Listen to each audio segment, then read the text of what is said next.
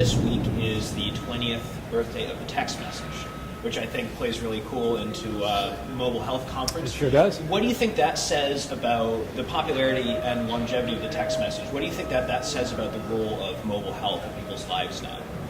Well, it's ubiquitous, of course, when you look at the possession of mobile technologies across the world and not just in the developed world. It's phenomenal, the rate of growth and the opportunity that presents. Certainly from my perspective as the director of the National Institutes of Health, focused particularly on ways to use that for prevention, for treatment of disease. It's an opportunity that I don't think 20 years ago people really saw coming this quickly.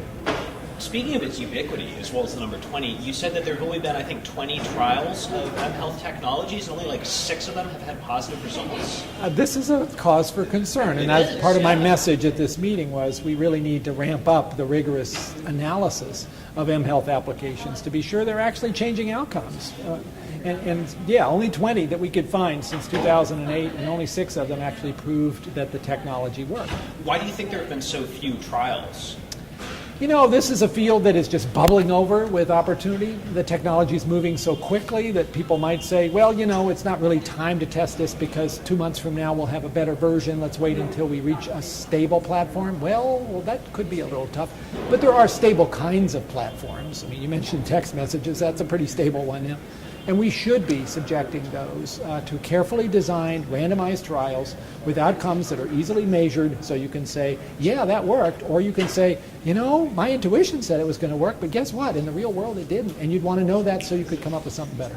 And you said the NIH, you guys are really supportive of mobile health. We are excited to see it growing. How do you guys see your organization being involved in supporting the growth of mobile health technology? We have a whole internal group that's interested in pushing this forward. We're part of a partnership that gets involved with industry. We've supported many grants. At this point, we're supporting about 200 research grants on mHealth, most of them to companies that are interested in bringing their technology to the next step. So we're big players here, I think, with a fair amount of taxpayers' money going into these research projects. We are going to particularly be looking for those who come forward with trials of the technology to show whether they work and not just the next advance in terms of the tinkering of the gadget.